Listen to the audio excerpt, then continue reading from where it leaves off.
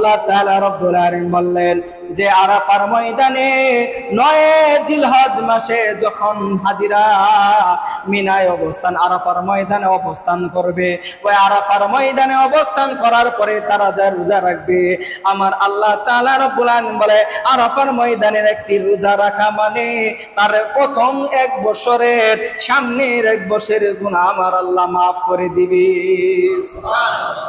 সামনের 1 বছর পিছনের 1 বছরের গুনাহ মাফ যদি কেউ 9 জিলহজের রোজা রাখে আরাফার দিনের, বলেন না সুবহানাল্লাহ। আমরা সবাই রাখবো তো ইনশাআল্লাহ। এই তো আগামী বুধবার, আমাদের আগামী বুধবার 9 জিলহজ, ঠিক না? আগামী বুধবার, বৃহস্পতিবার তো ঈদুল আজহা, কুরবানির ঈদ, এজন্য 9 আমাদের রাখতে হবে বুধবারের দিন। আর যদি কেউ প্রতিদিন রাখতে চায় সে প্রতিদিন রাখতে পারবে। প্রতিদিন রোজা রাখলে, একটা দিন রোজা রাখলো 1 বছরের সওয়াব আল্লাহ তার আমলনামায় দিয়ে দিবেন। সুবহানাল্লাহ। আর যদি কেউ 9 জিলহজের আরাফার দিনে সে রোজা রাখলো, সে পিছনে 1 বছরের সামনের 1 বছরের গুনাহ আল্লাহ তারা মাফ করে দিবেন। সুবহানাল্লাহ। কত বড় ফজিলত! এটা আমাদের লাভ না? আমাদেরই লাভ।